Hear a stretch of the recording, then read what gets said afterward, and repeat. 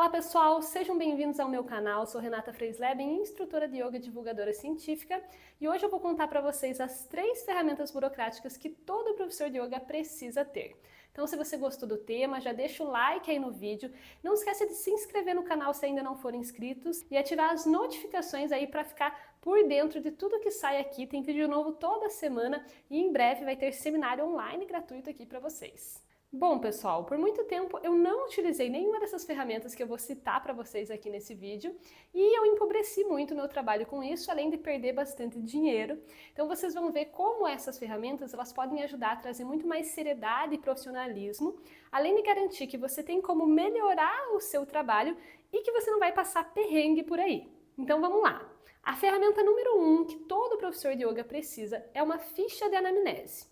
A gente precisa de algumas informações básicas sobre a saúde, a condição de saúde do nosso aluno, e isso às vezes até pode ocorrer num bate-papo, só que naquela correria do dia a dia é comum que a gente se esqueça de perguntar algo. Então ter uma ficha de anamnese é essencial para você se assegurar que você vai ter todas as informações que você precisa e ela pode até servir como uma ferramenta para medir o progresso do aluno no futuro. Então eu vou mostrar para vocês aqui como que é um pouquinho da minha ficha de anamnese, tá? Eu costumo perguntar um pouquinho sobre a experiência prévia que a pessoa teve em yoga, o que ela acredita, né? De que forma que ela acredita que o yoga pode auxiliar ela. E aqui eu coloco alguns pontos, né, para elas colocarem de 1 a 4 quanto que aquilo é relevante para ela. Questões como desenvolver disciplina, cuidar da saúde, melhorar o alongamento, fortalecer o corpo, ter mais controle sobre as emoções, concentração, aprender sobre a filosofia do yoga. Essa aqui eu acho bem importante de perguntar porque, por exemplo, na minha metodologia eu sempre gostei de dividir um pouquinho da filosofia do yoga com os alunos, mas eu notei aí ao longo dos meus quase 10 anos trabalhando nessa área que muitos alunos não têm o menor interesse em saber nada da filosofia do yoga e eu acho que é interessante você saber isso do aluno. Claro que quando você está num grupo muito heterogêneo, é você que vai escolher como que você vai conduzir, né? Não necessariamente o aluno vai determinar isso. Mas você tendo uma ideia do interesse dos seus alunos nesse tipo de tema, e eu acho que isso ajuda bastante a você entender como que você vai preparar as suas aulas. E se caso seja muito importante para você como professor dividir um pouco de filosofia, você também pode se preparar para tentar trabalhar isso de uma forma mais leve, mais pontual, para não carregar a aula muito daquilo que não é exatamente o que eles estão buscando, né? Eu acho que sempre há uma relação de troca. Por mais que o yoga seja muitas vezes colocado nesse lugar muito santo, né? Um lugar muito elevado, e portanto é como se precisasse haver um respeito muito maior ao yoga como egrégora do que a relação professor-aluno.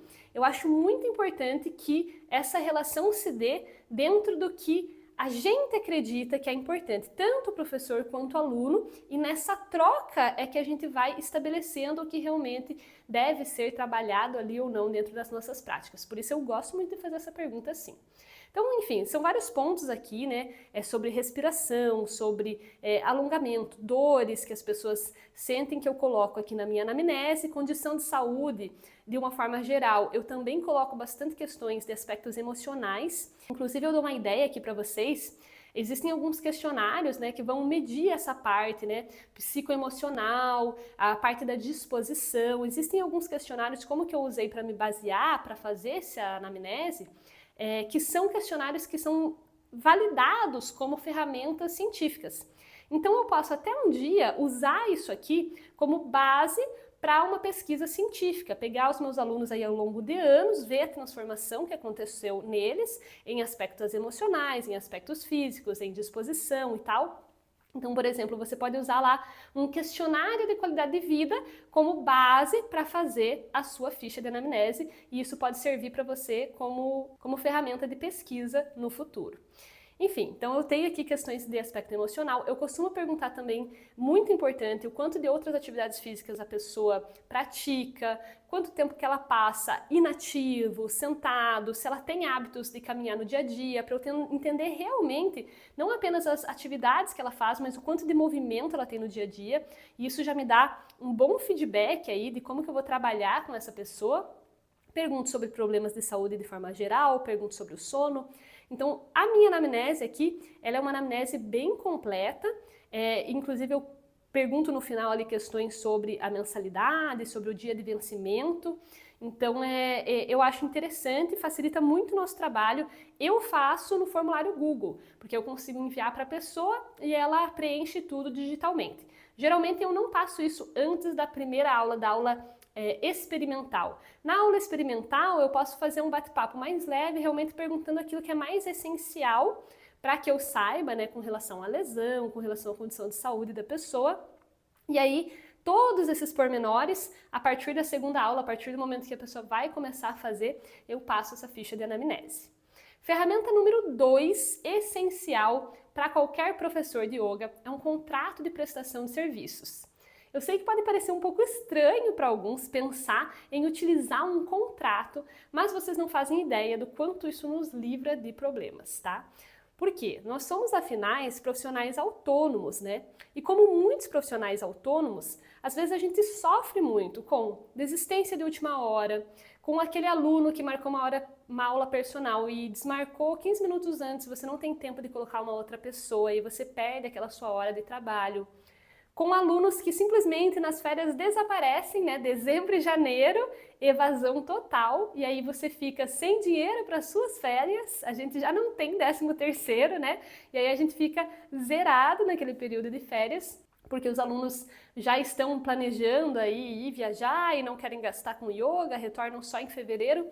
Então, um contrato, ele já começa sendo uma ferramenta educativa para você estabelecer as suas diretrizes de trabalho, mostrar, né, para aquela pessoa que está contratando seu serviço como profissional que você tem diretrizes bem estabelecidas. Você pode incluir nesse contrato, inclusive, questões sobre horários, né, questões práticas do uso do seu espaço, regras para reposição de aulas, tudo isso, e ainda te assegura que você vai receber o seu dinheiro, né, que não vai ser evadido de uma hora para outra, porque você pode incluir nesse contrato a questão do aviso prévio de 30 dias antes de desistir, ou você pode colocar alguns planos de fidelidade, por exemplo.